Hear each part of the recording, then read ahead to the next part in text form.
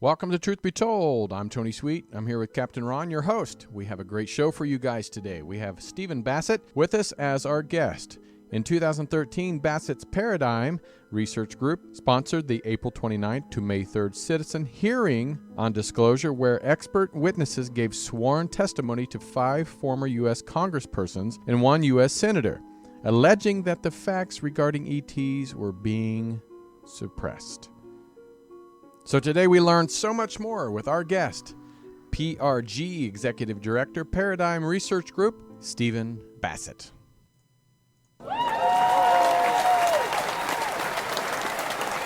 And there he is, the myth, the man, the legend. How you doing? Well, we are excited to have you here. I know Ron and I have been looking forward to having you on the show. And your years of research and experience in this field has just gone way beyond most of our dreams. So I know Ron, he's a huge fan. I'm a fan, but he's like a rocket fan. Absolutely. So I mean, I'm going to let him out start. there for us, Tony, fighting and advocating for disclosure. Yes. I mean, he is actually a lobbyist with our government to get them to release this information. Stephen, before we delve into that stuff, would you mind just going back a little bit? I know that you work with John Mack, and obviously his stuff is also stellar. And he wrote the book Abduction, which is acclaimed and I think awesome. You speak a little bit about working with him and what that was like and what he was like? I didn't really work with, but is that right? Well, let me just, I want to make sure it's characterized correctly. I volunteered. The very first thing I did in this field was to volunteer to work at his organization, Paradigm Research Group. I don't mean that. I mean that Program for Extraordinary Experience Research, PEER. And I went to Cambridge. I stayed there 4 months. So I got a little taste of what they were doing, and I was trying to help with development and what have you. Met some contactees. I think really the first time I'd ever actually met some. And after 4 months, though, it wasn't quite a fit. It wasn't for my talents, and just it wasn't a fit. So it was there in Cambridge that I made the decision to go to Washington to engage the politics of this, because no one was doing it. And I headed on down and set up in one of the family houses there. One of my relatives had a house, and registered as a lobbyist right away. So this is 1996. But the fact that Peter allowed me to come there to spend 4 months, I did meet John, of course, was incredibly invigorating. And it was a great door to go through to get into this field, high end, high quality. And so it was a good start.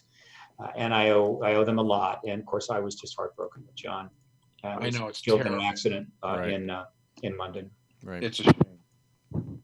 I'd like to have seen how far he could have taken this, you know? He'd have done a lot more. He'd be 85 now, but hell no, he'd be. Oh, I'm sure he'd still be in it. He'd be 86 and still in damn good shape. He Yeah. was, just whatever, just a loss. I go to London a lot, and I can tell you that it's probably helped me, and that after John's accident, boy, I look both ways all the time when I'm in London. They drive on the other side, and if you don't take care and you look left when you should be looking right, things happen. In fact, they've got signs now. You don't think there's anything nefarious there, right? You just think no. It was an accident, and they actually have signs in a lot of intersections that says "Look right, look right." Right. And that's for us Yanks. That's right. They're like, you idiot Yanks, look. Yeah. Yep. The other thing I want to talk about, Stephen, if you wouldn't mind, is a little bit like, let's go back to 2001 when that first Stephen Greer disclosure project happened, and they had all the witnesses come from the government to the press corps. You were there, right? I was there. I helped a little bit. I were able to arrange for the room to be rented through Sarah McClendon, who was a member. That saved some money. She attended. She was there in the front row. I did some publicity for it, and helped to contact a few journalists, but it was modest. I mean, this was Stephen Greer's major project.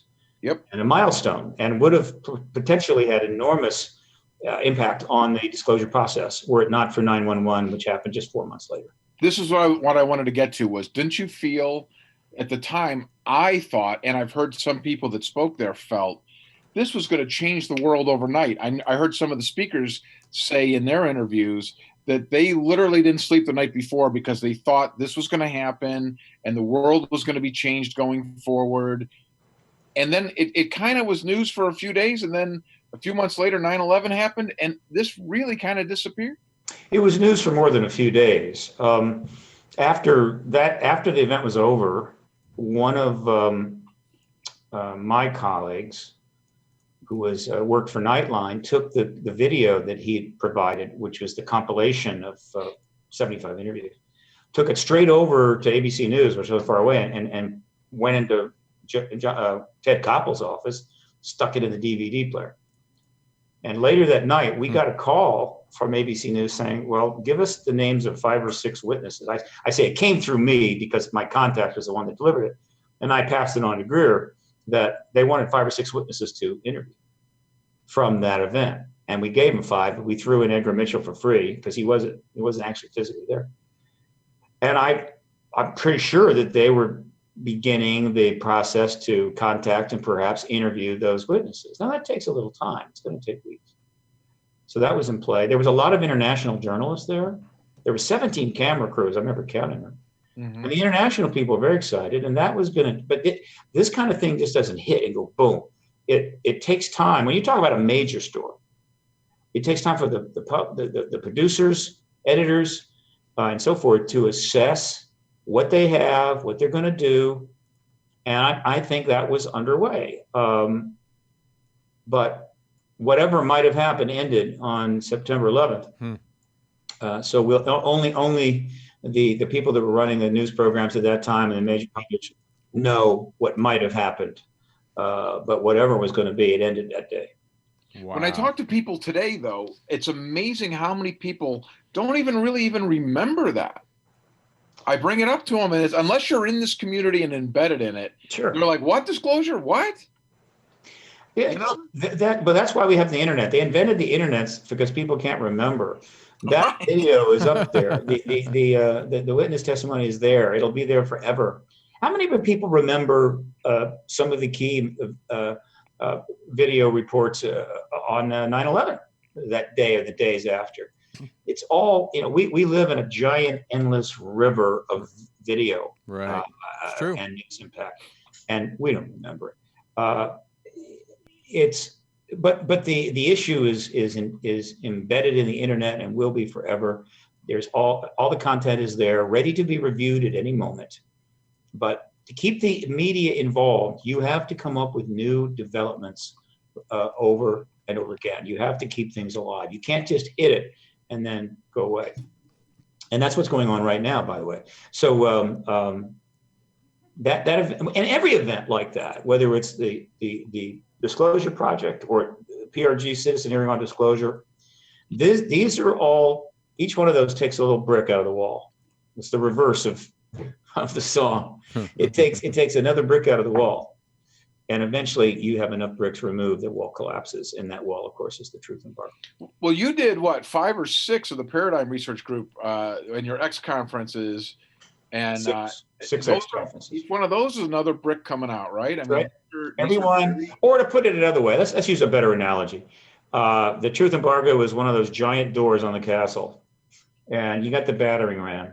And you hit it, and it doesn't go. And you hit it again, you hit it again, you hit it again. And then amazingly, after about 50 shots, the door comes down. Everybody rushes in and takes over the castle. We've been pounding on that door now for a long time, certainly with vigor since 2001. And I say 2001, I meant 1991, all right, 92, the end of the Cold War, picking up speed in 2001. And eventually that door is going to break. And every little tap contributed. You have, I've heard you personally for a long time talk like we're getting close. We're getting close. We're getting close. There have been times when we were. And you still feel like, how do you feel now? Like there's been a lot of developments. Let's come up to current. Like just last year, at the end of the year, we had the latest, that Harry Reid stuff with the $22 million. You want to speak to that a little bit? Oh God, yes. First of all, we've never been as close as this. There's an irony here because, and I've given, I don't know how many conferences I spoke at. I've certainly done well over 1,200 radio and television interviews, thanks to the internet, right? We're not talking ABC, NBC. Right. But We're on that level, Stephen. Just so you know. Many times I've talked about how, first of all, that the explosion of ET sightings in 47 was almost certainly connected to the bombs being dropped in Japan and the development of atomic weapons. And then we had the Cold War. And in 1947, they created the Doomsday Clock, the Bulletin of Atomic Scientists. I modeled the paradigm clock after that. I didn't publish that until 1998, I think, or 7. But I retroactively published it, right? I pretended that it had been published in 47, set at the same time as the Doomsday Clock, 7 minutes to midnight. And then on my site, which you can see the chronology of events over those many years that affected it one way or the other. Okay, fine. So you get the two clocks, Doomsday Clock and Paradigm Clock. On midnight on the Paradigm Clock is disclosure. It's the formal acknowledgement. Midnight on the Doomsday Clock is nuclear war. Obviously, we don't want the latter. Interestingly enough, just a few weeks ago, for like the third or fourth time in a period of 2 years, the Bulletin of Atomic Scientists moved the Doomsday Clock closer to midnight. And it's currently set at 2 minutes to midnight, which is the closer it's ever been. Right. And a lot of people maybe have gotten that's normalized for them. Oh yeah, the clock gets closer, gets further away. 2 minutes, 1 minute, who cares? Yeah, I'll tell you something. You know when they had that they had a mistake was made in Hawaii, and the alert went out, but it wasn't a test. They didn't announce it as a test, and people actually thought a missile from Korea was coming. I assure you that every person in Hawaii that heard that got a real feeling of what it's like if that would have really happened. And so I'm sure they're taking that 2 minutes to midnight pretty seriously. I'm sure. Why is this ironic? Because this year as well, we are 2 minutes to midnight, if not closer to disclosure. Why? It's a complex story. I'll try to condense it as much as possible. But two things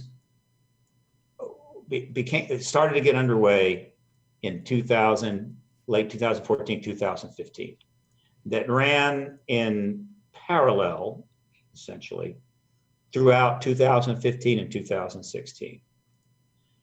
One of which was Paradigm Research Group's political initiative, engaging the Clinton campaign and the connection to the Clintons and their team to the ET issue going all the way back to 93. Mm-hmm. And PRG was successful in bringing the media into this and generated ultimately nearly 400 articles around the world, English language press, and hundreds more in the foreign press, starting in November of 2014, in which the connection to the ET issue by the Clintons was discussed and mentioned openly. The Rockefeller Initiative was mentioned in the articles. There were links to videos, links to articles and documents and what have you. Unprecedented, never happened before. And this effort resulted in the Clinton team, led by Podesta, coming up with a strategy to actually respond to this pressure. They were seeing all the articles, but they were also getting calls from reporters wanting comments on those articles, and they couldn't do that. They knew if they actually began a Q&A dialogue with any of these top reporters, the issue would blow sky high, and they didn't want that during the election. They thought it might cost them the White House. Ironically, failure to respond in a fulsome way is one of many things that cost them the White House.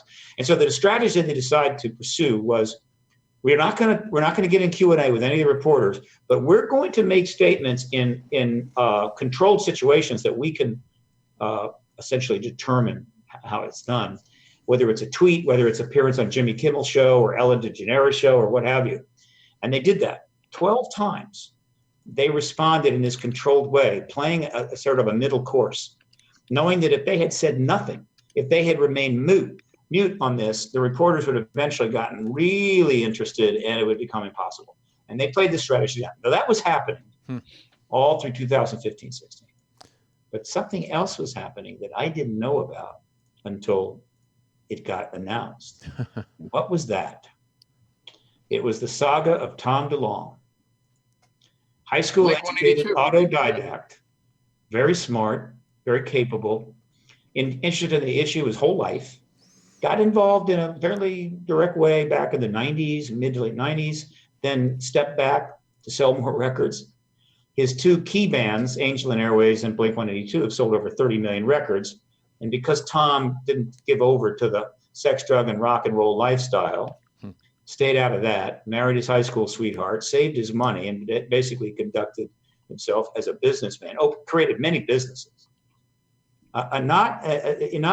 He's a formidable guy, but he's also a rock guy, which may not be a bad thing if you're trying to convey a message to a new generation of Americans. But apparently he had been trying to engage the Pentagon insiders for a while. He has money to travel, and he has resources that many of the other people in the activist movement don't have. And apparently in 2015, they decided they were going to chat, and discussions began between him and members, insiders, people working in the Pentagon and in the CIA, which is a pretty big deal. That's a big deal. Didn't know much about it.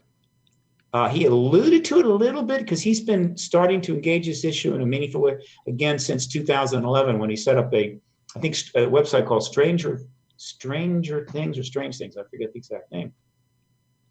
So apparently these discussions went on, and lo and behold, on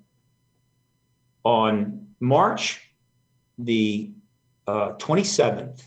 Hang on, let me take that back. Hang on just a second. Let me make sure I get this right.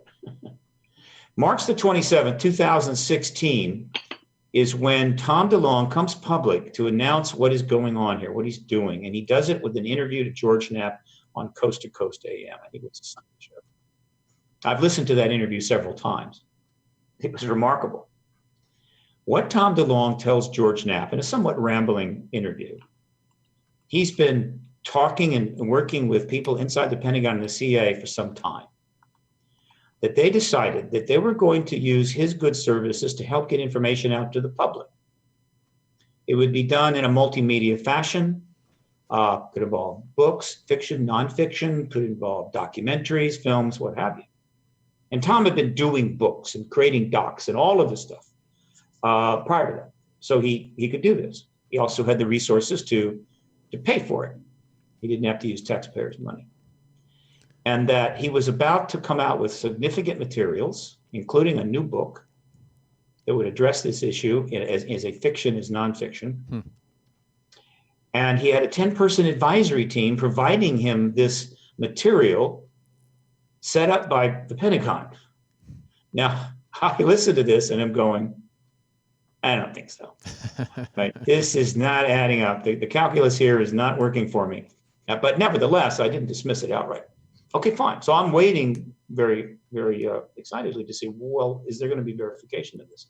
Came only a month later when he published that book that he was referring to, Secret Machines, which discusses these issues, gets into these issues as a fiction book. And I'm going, well, that confirms what he's doing. And so naturally from that point on, we're paying very close attention to Tom DeLonge. And of course, the election is proceeding. This is about mid-2016. He starts to alluding to there's going to be more developments, and meaning some sort of major announcement, but it wasn't coming, at least not yet. I think it was intended to come toward the end of, perhaps just before the election. I'm not sure. But things started happening. Let's just say 2015 and 2016 were amazing political years, regardless if Tom DeLonge didn't exist. Right. I mean, it was bizarre, it was insane, whatever. Okay, fine. But it got more insane in that the DNC emails were released, which caused a bit of a spike in the political engagement. It affected the Democratic position a little bit, but as had been the case in 2015 and all through 2016, up until then, Secretary Clinton was the presumptive president of the United States. Everyone knew she was going to win, and she was winning in all the polls. And then the Podesta emails came out. This was Julian Assange's revenge. He did not like the Secretary Clinton for a whole lot of reasons, some warranted, some not warranted. And so on this dump, which he got somewhere, he says he didn't get it from the Russians, who knows?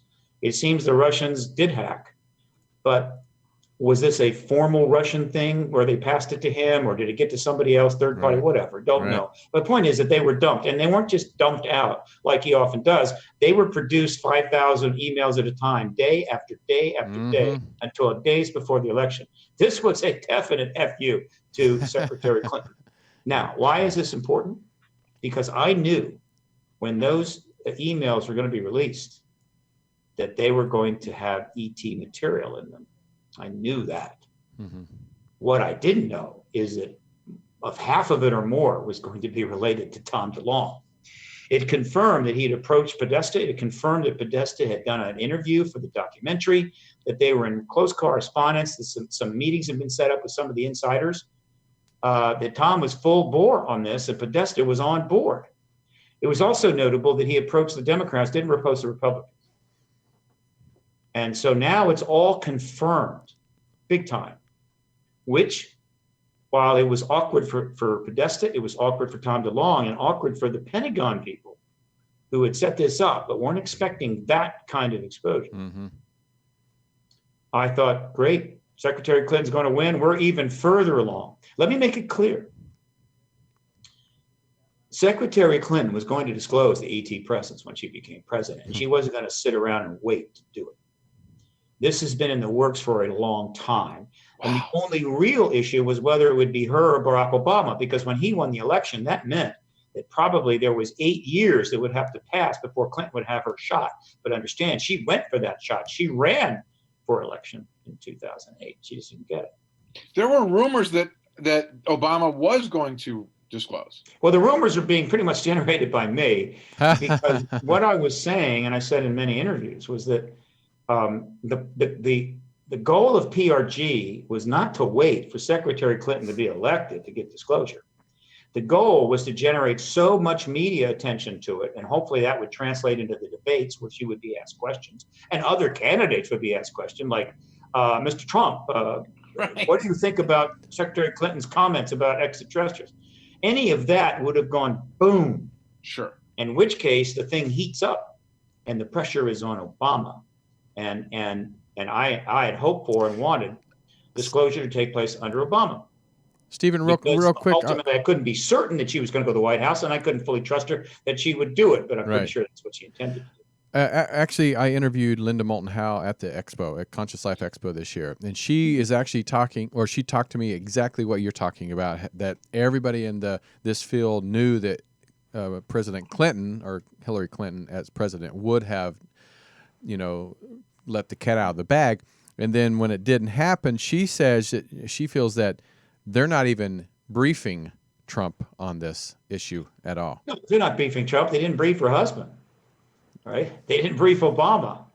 The president's out of the loop on this, and a lot of other things. It's the deep state. It's the black world. It's the breakaway civilization. That's a little strong, but and the secret empire. It's all of that. And it's a major problem. It's a constitutional breach. Right. But Secretary Clinton was on her way to being the first woman president in America, which is important, but there's been something like 79 or 80 female heads of state around the world. But when it doesn't really matter if America does it. I get it. And also the disclosure president. She would have had two of the greatest legacies in political history. They'd have built the friggin' monument to her on the mall. And she made the decision that while she and her husband could have blown this guy high anytime they wanted to, all they had to do is call up Maureen down at the New York Times and say, Maureen, we want to talk to you for 3 or 4 hours. Come on down. And they could have given an extensive amount of information to what happened in 93 to 96, as well as comments since then and what they know. Right. Stonewalling of her husband. All of that would have blown the thing sky high. But they wanted the White House to do it. And they made that calculation. And history obviously will judge them probably fairly harshly for putting their own political ambitions ahead of the right of the people to know. Right. But the most important point I want to make here, and this is where things kind of get kind of cool, is this. Now, this is a speculation on my part.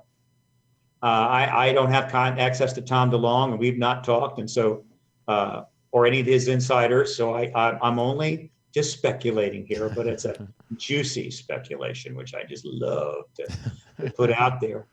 And that's this. All through 2015, certainly, without getting back to the citizen hearing on disclosure in 2013, what you have is a whole bunch of people working in the Pentagon, good people, national security people, and in the CIA. Not the bad guys, as Tom has said, they're not bad guys.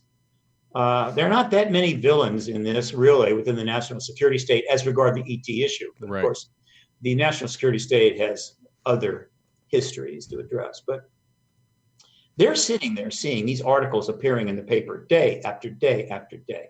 They're seeing, John Podesta put out a tweet on February the 13th. My biggest regret, number one regret in 2014 is not once again getting hashtag disclosure of the UFO files. They're seeing President Clinton on Kimmel, Secretary Clinton on Kimmel, Obama on Kimmel, Obama on what? They're seeing all this unfold. At the same time, they are convinced that she's going to be the next president. Whoa. And it goes on all through 2015. Well into 2016, past the announcement by Tom DeLonge in March of 2016. And so my thinking is that their strategy was this. This truth embargo has been going on 70 years. It's basically run out of the military intelligence complex. It's not run out of the White House. Might have been, certainly run out of the White House back in the days of Truman and Eisenhower, but not now. We've had to lie to the American people over and over and over again, and NASA's had to lie, and Air Force, you name it. It's national security. Nothing shocking about that. But now it looks as if a presidential candidate could take the White House and announce the extraterrestrial presence. And we're going to be sitting there holding the bag. Meaning everybody, the moment that announcement is made, 10,000 reporters are heading toward the Pentagon with 10,000 questions. And they will have been, like this right up until the day she announces it, sticking to that truth embargo until the last dog dies. They don't want that. Yeah. They want to be seen as part of the solution, not the problem. And so they work out this thing with Tom DeLonge. And what is very significant about this project that DeLonge has put together and everything that's gone down is if you listen to it. If you listen to his interview with George Knapp, he practically does everything but say, I am the new public relations spokesman for the Pentagon on the ET issue. But what has happened? The announcement, the team, and what they have said in all the interviews they've given, one thing you can tell very easily is that they are not violating non-disclosure oaths. They're not violating national security oaths. They are not divulging classified information. But they are certainly stirring the pot, right? And so what the Pentagon has decided to do is to work with Tom DeLonge to start putting information out that doesn't violate the law. It doesn't require a presidential approval. Declassifying something would. Okay? And they are already, look, you've got two CIA guys on that panel. You've got somebody that was working at the Skunk Works. You've got scientists, and they've all got some connection to national security, one way or the other. And they're saying, we are not the bad guys. We're trying to be helpful here. And they're doing it because they thought Clinton would win. When Clinton lost, everything stopped. DeLonge, silent. Eventually, he starts talking about some things are coming. But it took 11 months from the election till the time he launches the To the Stars Academy of Arts and Science. It announces his team. What was happening in those 11 months? Again, I'm going to speculate. It's informed speculation. It's not fact yet. But I think everyone inside that had green-lighted this, that were supporting it, obviously with enough strength that those opposed could not overcome it, were watching the Trump administration, how it was going to go. They were also reflecting on the fact that the toothpaste was out of the tube. They'd already made their move, right? Tom had gone public. He talked about, that some names were named, some gifts were exchanged. It was out of the tube. They couldn't put it back. But they certainly were unsure what to do next. A number of the inside people, I think, were not happy about the thing being announced the way it was. I think they had to step away, and essentially they had to reconstruct the plan.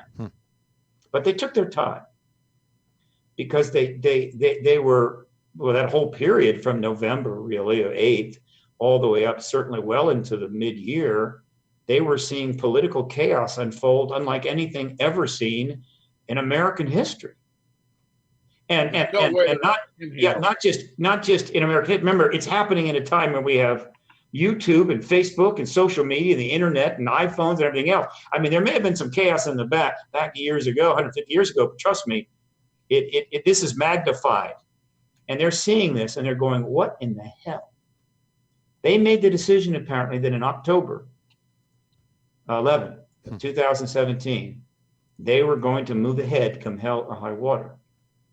And they did it for three reasons, because there's another little twist to this story, which again, I enjoy talking about. And I may be proven it completely wrong one day and I'll go, well, what the hell? I was trying to get in the game, I'm sitting there on the sidelines and they're marching up and down the field. I just want to get in the game. But there's the two things are this.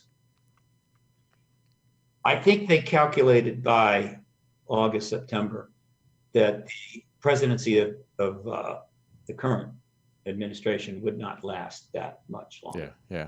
I agree. That it would agree. end very likely this year before the midterms. They have very good computers down at the Pentagon, very fast actually, and they're able to game situations and assess prospects of things in ways none of us could even dream of. And so I'm sure they ran the numbers and said, very likely he's not going to last through the end of the year. Okay, that's one thing, which meant that if this thing advances and something major happens with disclosure, it will be under another presidency. Exactly who is not clear. But I think they would probably consider that a positive. Second thing, well, something else was going on in 2016 that they were aware of, I can assure you, but maybe the rest of the world not so much. And it was this. I spent the first 2 months after the election basically in a fugue state. Severe depression combined with large paralysis. And then I started walking around in a daze, not knowing what the hell to do. And I'd suddenly find myself maybe in a hardware store somewhere in South LA, walking through the aisles, looking at the ropes, the axes, and other devices, trying to decide if that would be quick enough. In other words, I was really depressed. Finally, I came out of that and said, okay, life must go on. And I made the decision to go overseas, to go to London and to start focusing internationally. I added a DBA to Paradigm Research Group's mission statement, PRG International. And I went over with the idea of making some contacts. And I left the country. First for a month and then I went back for 6 months. I was out of the country 7 months in London. Okay. And I gave I gave a lecture in Watford, England, and what have you. But lightning struck in late April of last year. No, last year, yeah. It all just blurs together.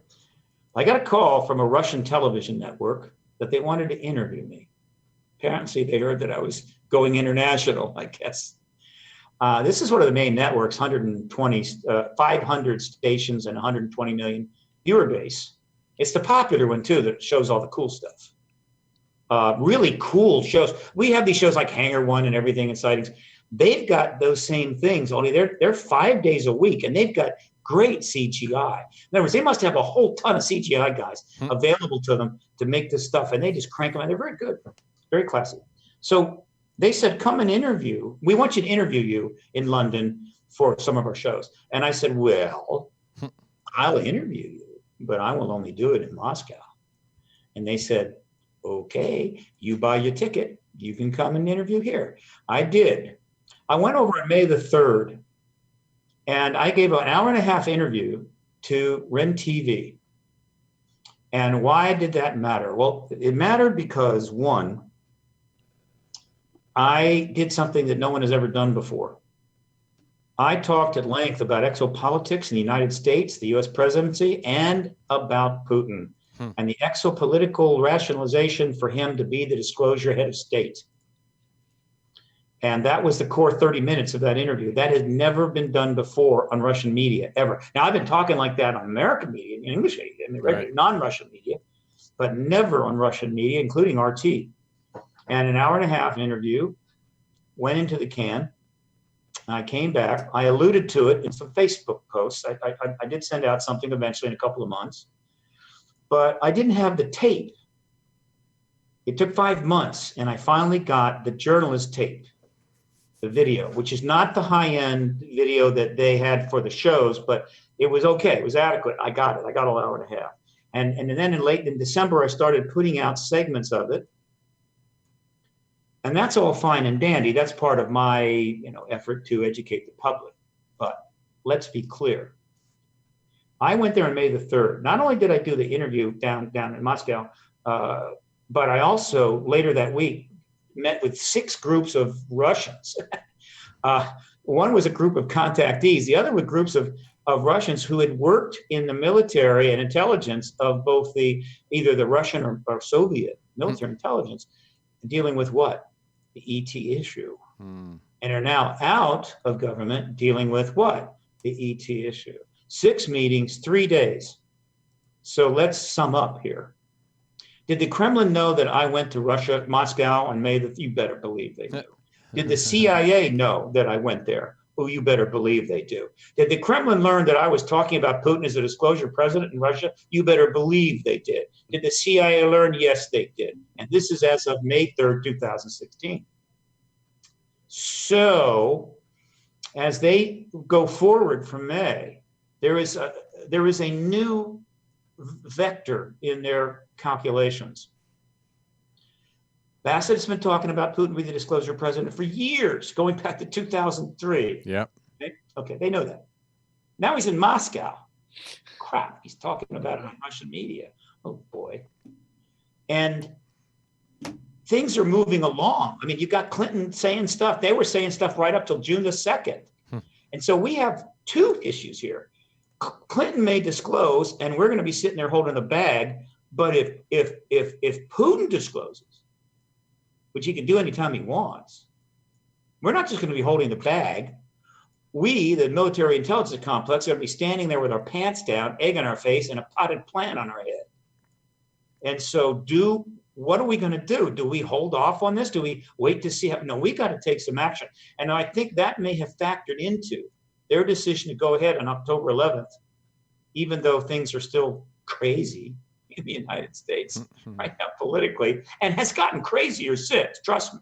Since October 11th, I don't think anybody will disagree that things are even crazier than we thought they would be. Okay. Oh, yeah. So now you're starting to see this interesting picture developing where Tom DeLonge is definitely the ringmaster. He's the quarterback of this team. He's the spokesperson for the To the Stars Academy. Luis Elizondo is, I think, the spokesperson for the team and the I guess you could say the evidence and things that are going to come forward. And he's playing that role. And in the background is Vladimir Putin. And that brings to mind what I said. I've now said I said at the Consulate Expo. I just said it at the International UFO Congress, and I'm saying it on media, and I'm saying it right here, and I'm going to be saying it all friggin' year. All right. It's the Rosie Ruiz effect. Now, you gentlemen are young and vigorous, what have you, very attractive too. You're not old enough to remember the Rosie Ruiz event, but I'm going to inform you now. And I need to get the exact year, and I will. Sometime back in the 80s, I think it was. It definitely wasn't the 90s. It's back in the late 80s. It's good, 30 years ago. They held the New York Marathon, one of the biggest marathons in the country. Oh, I know this. And Ms. Ruiz entered the marathon, got all her bibs and everything, and she went on down to the start line, and she just took off with all those runners around the marathon. Except she had a different plan in mind. Somewhere she slid out of the race and got a cab and took the cab to the finish line. I do remember hearing about this. Took her bib off, well, in the cab probably, got in with the, this huge throngs of people there, right? All up against right up against the road or whatever. And the time the lead woman was about 1,000 yards out, she had her bib back on and she slipped into the race and she ran across. Oh, very good. Congratulations, guy. Oh, you guys are professionals. She went across the finish line and won the New York Marathon and got the trophy. Wow. Now, unfortunately for her, there's the laws of physics don't just evaporate when you have some. The pro runners there were eyeing her, right, as she's getting the trophy, and they were saying to themselves, there is no chance that a human being with those calves won the Boston Marathon. Because people that win the Boston Marathon, you can see the veins in their legs and arms. You can see the muscular definition, right? They're like sculpted. And she's looking like a very attractive a lady that likes to party. And so they went to the officials, and the officials started scratching their head. And then they went to the video. And then, as you can see, she ended up getting an armpit taxi out of the New York Marathon, which is, funny and a great story. Unfortunately, it's sad for the woman who won it because nobody remembers who she is. Right. So why am I telling this story? All right. Why am I telling this story? Tell us, Stephen. It's very simple. Over the last 2 years, you have been seeing the disclosure process advance at an accelerating pace. Everybody in the Clinton administration talking about it, hundreds of articles about the connection. They're still alive, by the way. They could give an interview tomorrow. Then Tom DeLonge shows up. We got Pentagon people, dropping out of trees here. Things are accelerating towards what? The finish line, all right? And as we get to the finish line and the trophy that will enshrine the United States and the president forever in history, Vladimir Putin is standing there in the crowd, eyeballing what's going on. He's got his bib on. And at any time he can decide, I think this race is about over, and he's just going to slip into the race, and he's going to cross the finish line. And he is going to be the piece of disclosure.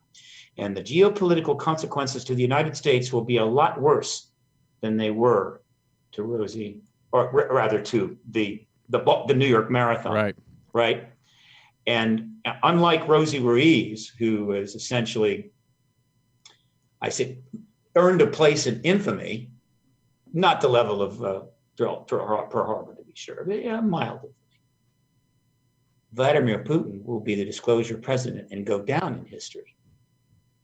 So that's why I tell that story. And that's the general picture of where things are at, gentlemen. Well, Stephen, ask me very bizarre questions. Well, I want to ask you this because in 1962, JFK, he was talking about pretty much beating the Russians to space or to the moon. To the moon. He Sorry, lost all the other races by then. So my question is why would we even want to allow another country to beat us to the punch when it comes to this? Because this would, like you said, this would be the biggest information that you could leak to the public ever. So why would we let another country do that and beat us? Well, for one reason, when Kennedy makes his speech about going to the moon after Sputnik and Yuri Gagarin went into space, the United States hadn't been lying about the moon for 70 years, right? Right. They hadn't been telling the American people for 70 years, that there is no moon. All this talk about moon, it's just it's wrong. We've investigated it. There's no moon. That's a giant anomaly in our atmosphere that generates this light, but it's not a moon. There's no moon up there. And then suddenly he has to go in front of American people and say, we have to beat the Russians to the moon. It's kind of like that. Right. The U.S. is, plus the ET presence is several million times more important to the human race than the moon. Right. So without the moon, all those hundreds of millions of years, we might not have had the human race because it's very critical to life development. All right. I'm just trying to show a little of my scientific savvy. I like to do that once in a while. So there's a 70-year public relations problem here. And also I should mention that the U.S. government and all of its functions has basically turned to cement in the last 20 years or so. We can't get anything done. We can't build a bridge. We can't pave a road. We can't pass laws of any significance. We're in gridlock. And so just in one sense, you could add ending the ET truth embargo is just one of 10 million things the U.S. government can't do right now. But there's a connection here, because one of the reasons the government is gridlocked is because all these years of mendacity and lying and misrepresentation, not only about the ET issue, but about war and peace and everything else, trust in government has collapsed. Trust in media has somewhat collapsed too, because both sides, particularly one side, has attacked the media and tried to undermine it as much as possible. So that's going down. Politicians in general, their trust levels collapsing. The only institution in America that has had relatively consistent high levels of approval has been the American military itself. Right. Because we keep starting wars that they can win, at least more recently. Back in Vietnam, they weren't winning and their approval level was a lot lower. But so nothing's happening here. The rest of the world is charging on. China is on its way to the moon, maybe Mars. They're leading in alternative energy and solar power and AI and everything else. Russia's, working its way up the ladder. Meanwhile, the U.S. is going nowhere. Right. Exactly. So that's the answer to why this is not working the way the great John Kennedy was able to pull off that unbelievable 7-year period where we went from moon to on the moon. Right. And you think Putin knows everything about this, right? As opposed to Trump, who probably does not know about these. Well, let me put it this way, my friend. Would you want to be the Russian general or the Russian head of intelligence that tells Vladimir Putin when he checks in to go, look, I need some info on that latest event or whatever, say, Vlad, you don't really have a need to know. Yeah. We can handle this for you. I don't think so. It's a different society. It's a different politics. Vladimir Putin knows anything he wants to know. And that is a problem. Again, I call it the constitutional breach, and I'm going to be preaching the breach, let me tell you. We're in a situation where our presidents are not informed about a plethora of Black programs, not the least of which is those surrounding the ET issue. Right. When other leaders like Xi Jinping and Putin get anything they want. You see the problem here? Okay? Mm-hmm. And the national security guys know it. The people behind the Tom DeLonge programs know full well there's been a constitutional breach. They know full well how much PR problems they've got. It wasn't I doubt that any president has ever gone to the leaders of the military intelligence complex and said to them, you need to pull all this stuff out from under the White House and the Congress. But we're just a bunch of crazy politicians. We come, we go, we blab, we leak. You just got to pull it out. I don't think so. The military intelligence complex that made that decision on their own. And so they have to answer for that. Now, again, these are decisions that are all being made on a national security basis. We had a Cold War, remember? Yeah. 70,000 nukes by 85. Nukes pointed everywhere. They would have left the entire planet basically a radioactive cinder, nothing alive but cockroaches and New York rats who are virtually indestructible forever. So they know that. And I'm going to point it out frequently. And hopefully my plan is, because I don't get invites to Pentagon soirees, oddly enough. I don't get invited to the White House soirees. I don't get invited to any soirees, to be honest with you. So I just have to work through the media. But the media, I got media. Let me tell you, I got a lot of access to media. Internet media, I'm the king of internet media. Look, and I don't mean it in a sense like Alex Jones or Stern. Right. I mean that I've done more interviews on the subject than anybody living or dead, including Stanton Friedman. No disrespect to Stanton. It's just that I came along as broadcast.com was on the ascendant, right? Virtually, I think it came into being like a year before I entered. And internet media exploded right? And in fact, I remember saying back in 1998, paraphrasing Andy Warhol, who said, in the future, everybody will be famous for 15 minutes. I said, in the future, everybody will have an internet talk show for 15 minutes. Everybody. And so as a result, I've done over 1,200 interviews. Wow. And most of them, the vast majority of them, are on internet media. And why? Okay, fine, Steve, but sometimes, you were talking to like 10 people, right? Sometimes you might have been talking to nobody, right? You're on this show. You're talking about our audience? And there's nobody there. Thanks, Mom. But guess what? I gave interviews years ago on MSNBC and CNN.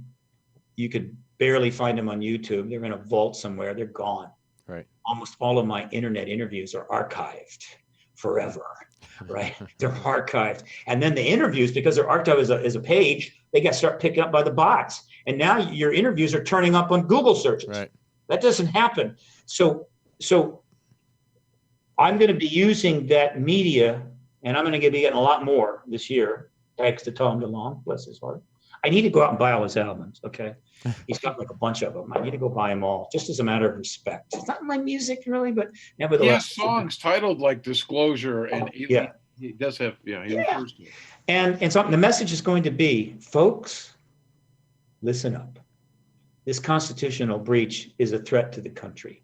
It's an even bigger threat than the current politics. It must be closed. It was created in good purpose, but it must be closed. And then secondly, Vladimir Putin doesn't have that problem. And he could turn up on the world stage tomorrow. And as I said, all of you, and I've said this many times, the truth embargo, one way or another, makes fools of all of us. Big, small, presidents, generals, you name it, including me. It makes fools of all of us when you have a lie of that magnitude. And so Vladimir Putin's going to show up, and every one of us is going to be standing there with our pants down, with egg on our face and a potted plant on our head, trying to deal with that new reality. Hey, Stephen, we are running out of time. We want to get from you, what is your prediction today? We're at the end of February 2018. Who do you think will disclose, and when will they do it? Again, Putin is at the top of the list. Okay. Xi Jinping would be second. After that, I don't know. I don't even know where to put the current administration. I would not put it. It's barely on that list at this point, oddly enough. Wow. Okay, so here's what's going to happen next. I'm pretty sure another New York Times article is going to drop at the end of this month, maybe the first of next month. It's been delayed because of certain developments, such as the school shooting. Right. It will be more information from the To the Stars team. We know there's several more videos. We assume they're gun camera footage. That will probably come out. And that's not the end. I expect them to drop significant material and or stories into the mix. They have the New York Times ear. The New York Times will start to see Pulitzer Prizes here pretty soon. And they're going to come out, ba-boom, ba-boom, ba-boom, ba-boom. I expect witnesses to emerge. And so can disclosure happen this year? Absolutely. The truth embargo cannot withstand much of this. Wow. In other words, the battering ram has gotten bigger and heavier, and it's still pounding on the door. And so could it happen this year? Yes. And I think it's going to be the most interesting year ever. And PRG has got plenty of. I've got eight more already scheduled. 10 more already scheduled conferences, including Barcelona, Spain, and Turkey. I expect more. And you'll be at Contact in the Desert with us coming up. I'll be at Contact in the Desert. So I'm going to be doing my part. He's doing his part. I'll tell you, if the truth embargo makes it through this year, I will be one very surprised to get. Now, the one thing that could stop that, nuclear war with Korea would definitely interrupt this process. What can I say? Okay. We have a nuclear war. Forget disclosure this year. In fact, forget a lot of things. Steve, tell our audience that where exactly they can reach your website and catch this information. I want to tell them that as of January 31st, I upgraded a completely renovated Paradigm Research Group website. 19 years after I put it up, and it's fully. I didn't want to rush it. And it's hot. It's great. It makes the old website look like a Model T, and it's my baby. It's like I gave birth to a baby. It took me 6 weeks to master WordPress. And so if you got criticisms, keep them to yourself. Right. But if you find typos, let me know about those. Oh, okay. That's ParadigmResearchGroup.org. It's a ton up there right now. There's much more coming, and I'm looking to and I launched my blog. I now have a blog. Great. 25 years after the internet enters the scene, I finally have a blog. I didn't want to hurry it. Awesome. I didn't want to do it until I was ready, and it's up there and ready to go. And there is the site, and there, keep on going. I'm going to show that yet. Scrolling down.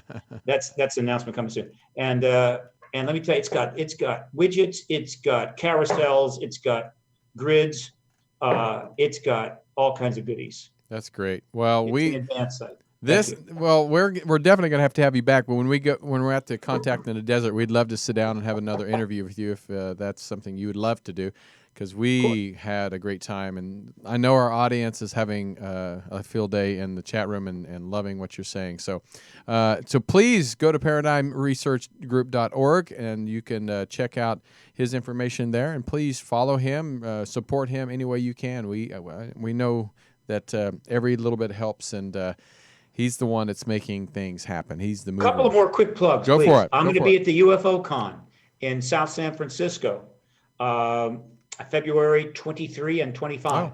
I will obviously be at Contact in the Desert, and Contact in the Desert is now moved from Joshua Tree Resort to the huge, massive Indian Wells super deluxe swimming pools everywhere. Oh, I didn't know that. Yeah, it's in Indian Wells, California, not too far from where it was at Joshua Tree. Right. No more 110 degree lectures. They anticipate as many as 2,000 people there. Yeah. It is huge. Check it out. Contact in the Desert. We have gone uptown. And by the way, just to mention, it was announced at the International UFO Congress in Fountain Hills at the Wecopa Resort that they have so many people coming to it now. They filled up all the hotels in that area. And so next year in September, they will hold the next one at the 900-room Sheraton. Wow. Downtown Phoenix. Right. So what does that tell you about where things are going, folks, when the ET conferences are moving to 900-room hotels because there isn't enough room at the other resorts? Let me tell you, disclosure is coming, folks, and it's only a matter of time. Captain Ron, that means penthouse, right? Penthouse. The penthouse. We're heading for the penthouse. We're going uptown. That's right. We're moving uptown. It's happening. Well, we appreciate you, and we love to have you back. And this was good. And please, you can, if you guys tuned in halfway through, you can watch this on our YouTube channel. At Truth Be Told, just type it in. You'll find it on YouTube. And you can check us out on iHeartRadio, iTunes, Stitcher, Spreaker, pretty much anywhere you find a podcast, you'll find us there. And we love to hear from you and tell us what you think. We'd love to hear what's your thoughts on this subject and any other that you have for us to get new guests on. We appreciate you guys. But Stephen, thank you so much. I'm going to give you one more. This is the year the truth will be told. That's right. That's right. He's right. That would be awesome. All right. Until next time, this is Tony Sweet, Captain Ron. See you later. Good night. Bye.